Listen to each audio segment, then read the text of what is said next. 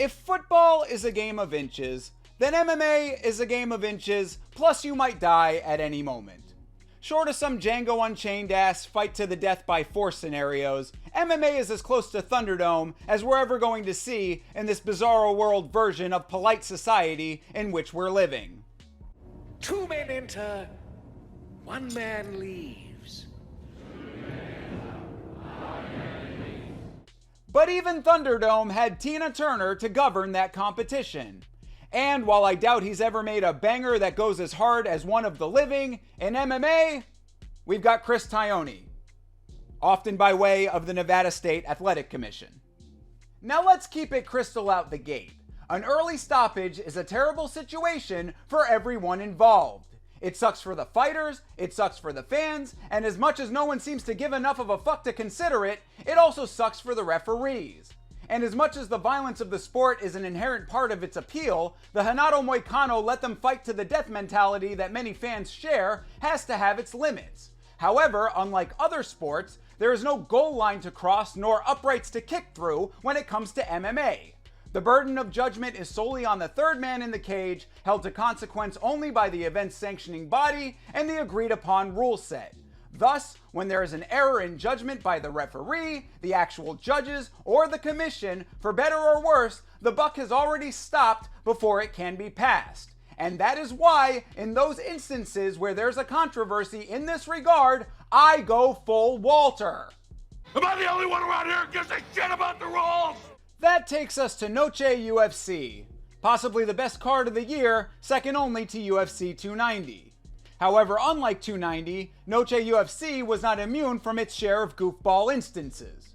And I'm not just talking about this guy, though I'm sure I'll have plenty to say about him if he continues to win fights. No, I'm talking about the Shirez vs. Lacerda fight that took place on the prelims and the ensuing confusion surrounding its ending. A confusion that was only cleared up for me a few short days ago. To set the scene, during the bout, Shirez locks in a standing anaconda choke and seems to have Lacerda dead to rights. Lacerda's arm goes limp, Chris Tognoni stops the fight, then things get messier than the bathroom at a Golden Corral. When Shirez releases the choke, a conscious Lacerda goes directly into what the fuck mode, but the commentary team says way ahead of you, bud, having already gotten out the pitchforks. No, that's why you need to know how to grapple as a ref. He's done this multiple times. You need to know how to grapple as a ref, and we've seen this before. He's not out. That could very well be a no contest when all is said and done. Chris Tognoni felt the arm. You've got to know how to grapple as a ref. He's got to stop doing that. He's done that multiple times in these submission situations. What was most interesting to me is the fact that the replay footage does clearly show Lacerda's arm going limp before Tognoni steps in. But even after seeing that, the commentary team continues to stick to their guns. This athletic commission is outstanding when it comes to reviewing situations like this. It doesn't matter. Now, just because that arm dropped, you guys are speaking as guys who have been in there. Yeah. Saw the arm drop. I get why a person would think, oh, he's out. But you gotta give a guy time. You gotta know what you're looking at. That's it. Well, what I was looking at was an arm going limp and a guy going to join Little Nemo on an adventure in Slumberland. So what the fuck was I missing? Well, knowing that I'm a grade A moron, I consulted the pros. 2 fighters that I spoke to, both active on the UFC roster currently, saw the stoppage and said it looked legit. The pros on Twitter were about in lockstep with the commentary team. The crowd was vacillating between rumbling and booing, and I was still confused. This exercise in discovery was as useful as bull tits. Regardless, the only people whose opinion really mattered was the athletic commission and the ringside officiating team watching the replay. And even with seeing the entire sequence from presumably every angle, they deemed the stoppage premature. The bout was ruled a no contest, leaving Tognoni holding the bag of hammers. And that bag may have been in his possession forever had it not been for one man, his camera, and his Twitter account.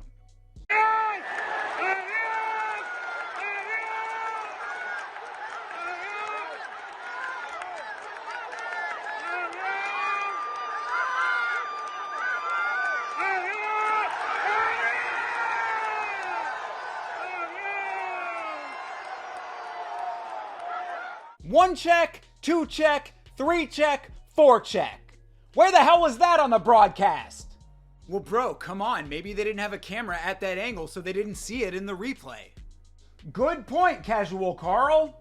Except terrible point, because the broadcast footage clearly shows a cameraman squared up to exactly where the action is taking place. Well, okay, but just because he checked his arm a couple of times before the stoppage doesn't mean that he was actually out when his arm dropped. That is a better point. That's where the game of inches comes into play.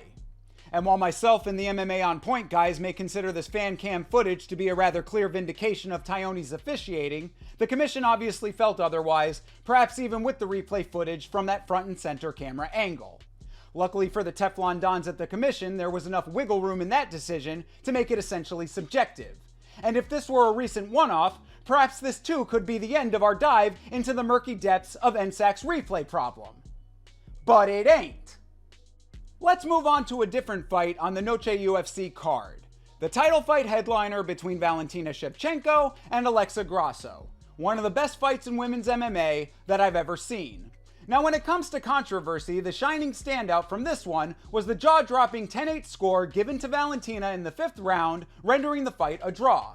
A fuck-up so monumental, it caused the commission to call a special seminar on the subject, surely with a hands-on clinic, in order to physically dislodge these judges' heads from out of their own asses. But there was one sequence that stuck out to me in that fight, and that was the knees thrown by Grasso in the 4th round. Valentina was being held in a folded over position with one hand barely touching the mat for at least 2 of the knees landed, and it was brought up on commentary that the rules state a fighter is not considered downed simply by having a hand making contact with the ground. The 3rd point of contact must be weight bearing in order for the knees to be deemed illegal. Watching the sequence back, and regardless of her complaining about it mid-fight, I'd say that Valentina was not putting weight on the hand, good no call by the ref, no replay needed. So what the fuck does that have to do with anything? Well, that title fight and the explanation of what qualifies as a downed opponent would be fresh in my mind when not 10 goddamn days later, I'm watching the Contender series and wouldn't you know it, the subject comes up again. And if the boys at the commission were the Teflon Dons in the case of Shirez versus Lacerda, there's not enough non-stick on planet Earth for them to slip and slide their way out of being pinned for the monumental fuck-up that I'm about to outline now. The Contender Series fight in question was during Week 8 of this year's season between Mario Paisan and Alexander Soldatkin. For those who don't know, Contender Series fights are your standard 3-round, on-the-record fights, judged and officiated like any other bout that you'd see on a fight night or pay-per-view. In the final round of this otherwise boring as fuck fight, Soldatkin lands a knee to Paisan, who is in a very similar position to Valentina Shevchenko in the aforementioned title fight. The referee stops the action, and based on Paisan's reaction to the knee, it looks like we're entering a fight-ending situation, which is exactly what it ended up being. Now, the referee was right to stop the action at this point because in the moment, it definitely appeared that Paisan was downed. His arm was extended downward, fingers out to the mat, all the pieces were in place for the knee to be illegal. But when it came time to check the replay, the tape said otherwise. It didn't just fucking say it, it screamed it before God and all the bones of the saints! Here's another look. Tem um negócio aqui na mão pra você.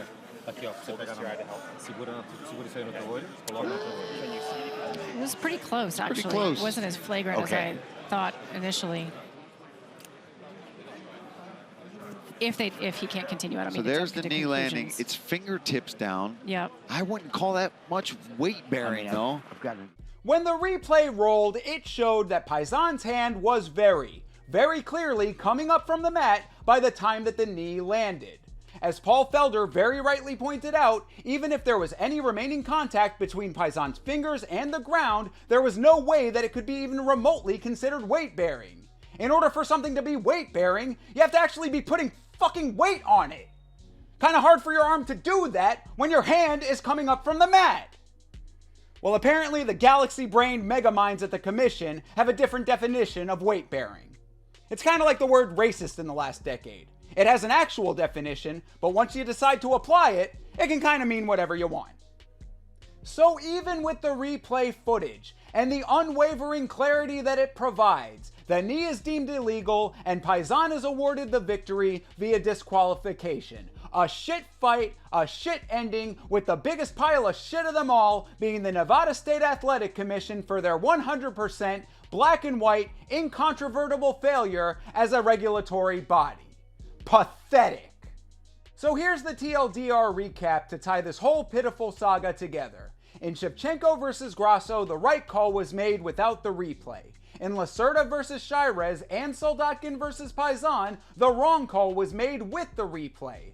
Two fights where career trajectories were changed, fighters' livelihoods were at stake, and the Nevada State Athletic Commission failed to properly implement their own rule set, even when being presented with video confirmation of the circumstances in play. Am I making it clear why this shit makes me go full Walter? God damn it! Does the fan cam footage from Shirez versus Lacerda vindicate Chris Tognoni? That depends on your perspective, but in this case, I'd say it does. Feel free to leave your otherwise wrong opinions in the comments. Did the commission see that angle and still make the wrong call, or do they only use the broadcast footage to make their determinations? I don't know the answer to that, much as I'd like to. Regardless, if you're going to have a replay system in effect for these fights, you have to also utilize it to make the right call. And if a 10-8 round in a title fight deserves a retraining of your judges, a decision like the one in Soldatkin versus Paisan deserves a full re-education in the replay system's usage. Either way, the bottom line is that the commission needs to get its goddamn house in order, because these inconsistencies happen way too often. Herb Dean has a line that he sometimes uses when issuing stern warnings that I really like. He explains the foul and he tells the fighter, "Don't bring me into this fight." Well, to the Nevada State Athletic Commission, don't bring me into your goddamn governance when it comes to the fights that are under your jurisdiction. Nerds like me who care about what little integrity there is in the sport of mixed martial arts shouldn't have to be over your shoulder for you to enforce your own rules dependably. Fuck-ups like these can change the entire course of a fighter's career, call a referee's effectiveness into question, and royally piss off fans to the point of a brain aneurysm if I haven't already driven that point home hard enough. Simply put, get your shit together!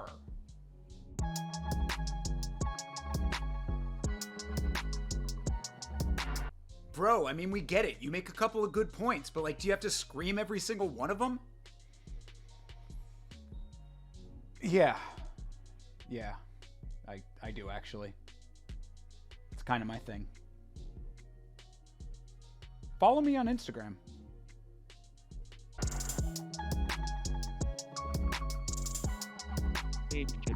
Vindication.